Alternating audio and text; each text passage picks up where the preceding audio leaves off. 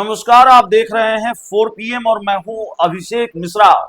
देखिए, एक तरफ एनडीए में घमासान चल रहा है और खूब घमासान चल रहा है। तब भी घमासान चल रहा है जब एनडीए में सीट शेयरिंग की आधिकारिक घोषणा हो गई, उम्मीदवारों के नाम का ऐलान हो गया और तकरीबन तय हो गया है कि कौन सी पार्टी कितनी सीटों पर लड़ेगी। तो वहां कोई असमंजस नहीं है। घमासान बावजूद इसके है। चिराग पासवान और नीतीश कुमार के बीच की लड़ाई, जेडीयू ने कल कैसे तंज कसा, हमला बोला सीधा चिराग पासवान पर, यह सब कुछ चल रहा है एनडीए में। लेकिन इंडिया गठबंधन में भी सब कुछ ठीक है, ऐसी बात तो बिल्कुल नहीं कही जा सकती। इंडिया गठबंधन में भी ऑल इज नॉट वेल है और इंडिया गठबंधन में ऑल इज नॉट वेल है। इसीलिए अब इंडिया गठबंधन के एक बड़े नेता को, कांग्रेस के एक बड़े नेता को, लालू यादव को और तेजस्वी यादव को गठबंधन धर्म का पालन करने की नसीहत देनी पड़ी है। ये हाल है इंडिया गठबंधन में कि आरजेडी और कांग्रेस ने दोनों ने एक ही सीट पर अपने अपने उम्मीदवार उतार दिए हैं। वैशाली सीट पर आरजेडी और कांग्रेस दोनों का उम्मीदवार है। खबर आ रही है कि कांग्रेस के प्रदेश अध्यक्ष राजेश राम को भी नहीं छोड़ा है आरजेडी ने।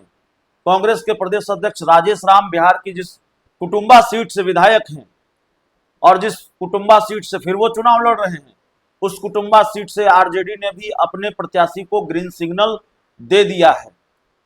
यह आरजेडी का प्रत्याशी वहां से चुनाव लड़ रहा है। तो जाहिर तौर पर एक तरह से कांग्रेस और आरजेडी के बीच सब कुछ ठीक नहीं है, ये इस बात के संकेत हैं। कई सीटें ऐसी हैं कि जहां मुकेश सहनी की पार्टी चुनाव लड़ रही है, वीआईपी पार्टी चुनाव लड़ रही है, और दूसरी तरफ इंडिया गठबंधन के किसी और दल का भी उम्मीदवार वहां से खड़ा है। तो सीट बंटवारा हो गया है इंडिया गठबंधन में, सीटों सिंबल बांट दिए गए हैं। आरजेडी ने अपने उम्मीदवारों की लिस्ट नहीं बनाई है, आरजेडी ने अपने उम्मीदवारों की लिस्ट साझा नहीं की है। कांग्रेस ने अपने उम्मीदवार जरूर फाइनल किए, कांग्रेस ने अपने उम्मीदवारों की लिस्ट जरूर साझा की है और मुकेश सहनी के उम्मीदवारों की भी लिस्ट सामने आई शायद, या मुकेश सहनी ने भी अपने उम्मीदवारों को सिंबल दिया है, सिंबल आरजेडी ने भी दिया है। लेकिन सस्पेंस आरजेडी को लेकर है। अभी आधिकारिक तौर पर कोई लिस्ट आरजेडी की सामने नहीं आई है। कांग्रेस की लिस्ट सामने आई है और वाम दल सीपीआई-एमएल की लिस्ट सामने आई है। अपने अपने उम्मीदवार उन्होंने उतारे हैं और जाहिर है लिस्ट जारी करके उतारे हैं या लिस्ट जारी की है। सवाल यह है कि आरजेडी लिस्ट क्यों नहीं जारी कर रही है, आरजेडी को लिस्ट जारी करने में इतनी परेशानी क्यों है और लिस्ट जारी नहीं हो रही है। चलिए, ये बात ठीक है, लेकिन जहां से आरजेडी कांग्रेस के प्रदेश अध्यक्ष लड़ रहे हैं वहां से आरजेडी ने अपना उम्मीदवार उतार दिया है। वैशाली की सीट पर कांग्रेस ने भी उतार दिया और आरजेडी ने भी उतार दिया, और ऐसी कई सीटें हैं जहां आरजेडी और कांग्रेस ने अपने अपने उम्मीदवार उतार दिए हैं। तो कांग्रेस के लिए अब मोर्चा संभाल लिया है पप्पू यादव ने। निर्दलीय सांसद हैं लेकिन कांग्रेस के नेता कहे जाते हैं, कांग्रेस के एसोसिएट मेंबर कहे जाते हैं और कांग्रेस के साथ हैं।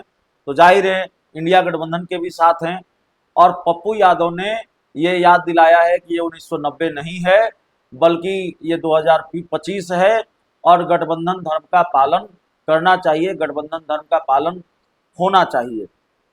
अभी जो स्थिति है, देखिए, कई उम्मीदवारों ने नामांकन कर दिया है पहले चरण के लिए, लेकिन हम आपको ये बताने की स्थिति में नहीं है कि आरजेडी कितनी सीटों पर लड़ रही है, कांग्रेस कितनी सीटों पर लड़ रही है। हालांकि कांग्रेस ने 50 से ज़्यादा उम्मीदवारों के नाम का ऐलान किया है, लेकिन और भी कोई लिस्ट आने वाली है क्या, यह भी बड़ा सवाल है। और बाकी दूसरे दल कौन सी सीट पर लड़ रहे हैं पता नहीं। कांग्रेस जिस सीट पर लड़ रही हो वहां से आरजेडी का कोई और उम्मीदवार खड़ा हो जाए, पता नहीं आरजेडी जहां से लड़ रही है वहां से कांग्रेस या वाम दल या वीआईपी का कोई और उम्मीदवार खड़ा हो जाए। तो दरअसल ये स्थिति और परिस्थिति है। और जाहिर तौर पर तेजस्वी यादव जो इंडिया गठबंधन के कोऑर्डिनेशन कमेटी के अध्यक्ष रहे हैं, कोऑर्डिनेशन बनाए रखने में, कोऑर्डिनेशन कायम करने में असफल साबित हुए हैं, क्योंकि तेजस्वी यादव के कंधों पर ही ये जिम्मेवारी थी कि वो कोऑर्डिनेशन बनाए। और जाहिर तौर पर राहुल गांधी ने मोर्चा संभाला, राहुल गांधी ने कोशिश की, तब वीआईपी पार्टी इंडिया गठबंधन में बनी रह सकी। वीआईपी पार्टी के जो मुखिया हैं मुकेश सहनी प्रेस कॉन्फ्रेंस कर इंडिया गठबंधन से अलग होने का ऐलान करने वाले थे। ऐसी जानकारी भी सामने आई जब उन्होंने लगातार एक दिन में 3 बार अपनी प्रेस कॉन्फ्रेंस रद्द की या उसको टाला, आखिरकार उन्होंने प्रेस कॉन्फ्रेंस नहीं की। राहुल कहा जाता है कि राहुल गांधी ने मुकेश सहनी को मनाने की कोशिश की, उनको मनाया और तब जाकर मुकेश सहनी माने। तो देखना होगा कि पप्पू यादव की जो नसीहत है, लालू यादव उसको कितना स्वीकार करते हैं, लालू यादव उसको कितना मानते हैं। नसीहत जरूर दी है पप्पू यादव ने कि भाई गठबंधन धर्म का आपको पालन करना चाहिए। तो गठबंधन धर्म का पालन अब तक तो नहीं हो रहा है, और जब आरजेडी ने कांग्रेस के प्रदेश अध्यक्ष राजेश राम को भी नहीं छोड़ा है, उनकी सीट पर भी अगर अपना उम्मीदवार उतारा है, तो क्या इस बार वाकई कई सीटों पर आरजेडी और कांग्रेस के बीच आर पार की जंग दिखेगी। और राजेश राम जो कांग्रेस के प्रदेश अध्यक्ष हैं, इतना दुखी हुए इस पूरे खेल से, उन्होंने ट्वीट किया दलित झुकेगा नहीं। उनका ट्वीट आपकी स्क्रीन पर है। तो इंडिया गठबंधन में ऑल इज नॉट वेल वाली स्थिति है। अब देखना होगा कि राहुल गांधी, प्रियंका गांधी जब बिहार आएंगे, कब आएंगे, और जब बिहार आएंगे तो क्या ये पूरा मामला सेटल होता है। ये जो पूरा नुकसान हो रहा है इस पूरी तनातनी में इंडिया गठबंधन का, उसका डैमेज कंट्रोल राहुल गांधी, प्रियंका गांधी करेंगे, ये भी देखने वाली बात होगी, क्योंकि सवाल सीटों का है।